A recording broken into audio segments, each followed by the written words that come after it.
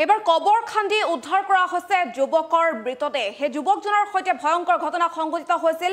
পিতৃ মাতৃৰ সন্মুখতে দলবদ্ধ আক্ৰমণৰ বলি হৈছিল আৰু যোৱা 17 জুলাই তাৰিখে মৃত্যুমুখত পৰিছিল যুৱকজন। আৰু বৰ্তমান আৰক্ষীৰ তদন্তৰ বাবে কবৰ খান্দি মৃতদেহ উদ্ধাৰ কৰা হৈছে বুলি জানিব পৰা গৈছে। দৃশ্যাংশ আমি আগবঢ়াইছো এই মুহূৰ্তত। চাঞ্চল্যকৰ ঘটনা আৰু যুৱকৰ সৈতে ভয়ংকৰ ঘটনা সংঘটিত হৈছিল। দলবদ্ধ আক্ৰমণৰ বলি হৈছিল যুৱকজন।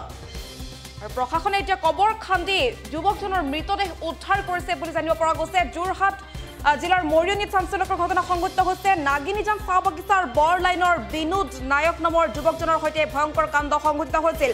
নিজৰ ঘৰৰ ভিতৰতে পিতৃ মাতৃৰ সন্মুখতেই দলবদ্ধ আক্ৰমণৰ বলি হৈছিল আৰু আক্ৰমণত যুৱকগৰাকীৰ মৃত্যুৰ অভিযোগ পৰিয়ালৰ লোকৰ। আৰু যোৱা 30 জুন তাৰিখে নিজ ঘৰতে একেখন বাগিচাৰ 7জনীয়া এটা দলে আক্ৰমণ কৰিছিল বিনোদক।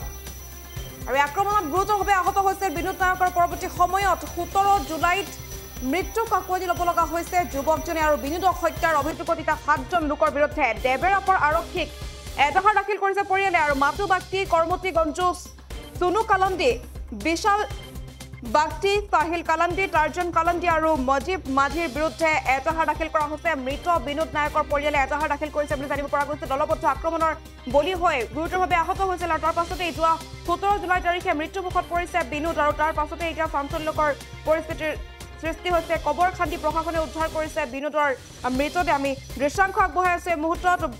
আৰু 7জনকৈ লোকৰ বিৰুদ্ধে দেবেৰাপাৰ আৰক্ষী চকীত এজাহাৰ দাখিল কৰিছে পৰিয়ালৰ লোকে। আৰু আৰক্ষী আৰম্ভ কৰিছে তদন্ত। দণ্ডাধীশৰ উপস্থিতিতে কবৰ খান্দি বিনোদৰ মৃতদেহ উলিয়াই অনা হৈছে আৰু মৰণোত্তৰ পৰীক্ষাৰ বাবে প্ৰেৰণ কৰিছে আৰক্ষীয়ে। আৰু পুনৰবাৰ জনাই আছো, মৰিয়নী দলবদ্ধ আক্ৰমণত মৃত্যু হোৱা যুৱকৰ মৃতদেহ উদ্ধাৰ কৰা হৈছে। কবৰ খান্দি প্ৰশাসনে উদ্ধাৰ কৰিছে মৃতদেহ।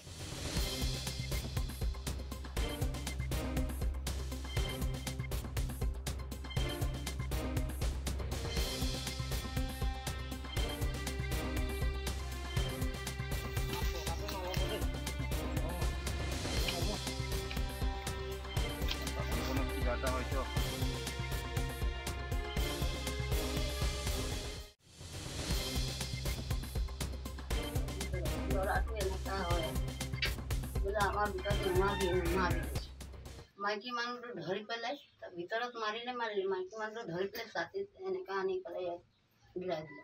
গিৰাই পিনি আৰু খুন্দি পেলাই এই টেবুল আছে টেবুলত ধাই মাৰিছে। আৰু এই বুঢ়াটোক মাৰিলে যে এক বক্সিং চশমা এটা ভাঙি গ'ল। আপোনাৰ ল'ৰাক কেলে মাৰিলে? মোৰ ল'ৰাটো এই পাৰৰ পৰা আহিছেহে। সি জানাই নাই ঘৰত কি হৈছে কি নাই। আপোনাৰ ল'ৰা কি হ'ল? মোৰ ল'ৰাটো মাৰিলে সিহঁতি। কোনে মাৰিলে? এই ল'ৰাক চুনু আছে আৰু বিশাল আছে আৰু এই যে চাহিল আছে আৰু কি নাম টাৰ্জেন। ঘটনাটো এই বুঢ়াটো লেট্ৰিন গৈছিলে। ল'ৰাটো দলঙত আছিলে যে তাৰ নাম ধৰি পেলাই তাক গালি দিলে, বেয়াই মানে গালি দিলে। তো সি ক'লে মানে মোক কেলে গালি পাৰিছ, মই একো কোৱা নাই নহয়। সিহঁতি কি কৰিলে, ই গুচি আহিলে। আমাৰ মতা মানুহটো গুচি আহি পেলাই সি মদ খাই পেলাই আহিছে আমাৰ ঘৰত। এই ল'ৰাটো চুনু বোলাটো। তেতিয়া মই নাৰকল কাটি আছিলোঁ যে বুঢ়াটো ক'লে মানে যা হ'ব নালাগে বোলে, এনেকৈ ক'লে। ঠেলাই পেলাই ওলাই দিলে মানে ঘৰৰ পৰা। সি কি কৰিলে, মোৰ ডিঙিত ধৰিছে। মই এইটো কটাইটো ধৰিছোঁ, তাক মানে হাতত লাগিলে, টুকুটা লাগিলে, ইমান টুকুটা লাগিলে। আৰু মই কামুৰি দিলোঁ, মানে গুচাবলৈ নোৱাৰোঁ যে সেইকাৰণে মানে কামুৰি দিলোঁ। দুটা দাঁত বহাই দিলোঁ। ডিঙি চেপিছিলে। সি ঘৰত সোমাই পেলাই। তাৰপিছত এই তাক ঠেলি পেলাই লৈ গ'লোঁ ৰাস্তাত। মোৰ বেটাটো আহিছিলে, আহি পেলাই মানে আলিত ধৰিলে। সি কৈছে ল'ৰাটো যে বোলে মোৰ মা কি কৰিলে মই চাই ল'ম, তেতিয়া তোক ইমান খৰচা দিম। সি নামানিলে, ধুম মাৰি পেলাই মানে খালত সোমাই দিলে গাঢ়াত। মই দেখিলোঁ আমাৰ ল'ৰাটোকে মাৰিলে। তেতিয়া মই লাঠি আছিলোঁ, লাঠিটো ধৰি পেলাই 2-3 লাঠি মাৰি দিলোঁ এই ল'ৰাটোক। চুনু বোলাটো। তেতিয়া একদম মানে চবেই আহি পেলাই সোমাই গ'ল আমাৰ ঘৰত। এই ল'ৰাকেইটাই সোমাই গ'ল। আৰু গাড়ীটা ইয়াত আছিলে, এই গাড়ীটোকো গিৰাই দিলে, ধাম মাৰিছে।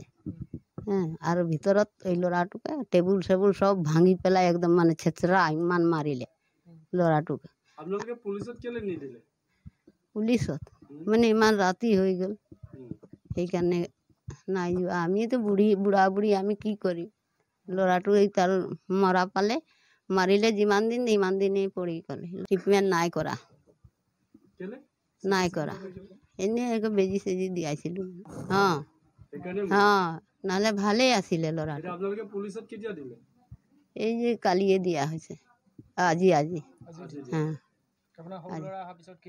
অঁ আমাৰ ল'ৰাটো এই পদিনে আহিছে যিকোনো খবৰৰ বাবে যোগাযোগ কৰক আমাৰ এই নম্বৰত 7099017330 আৰু 7099017110 যিকোনো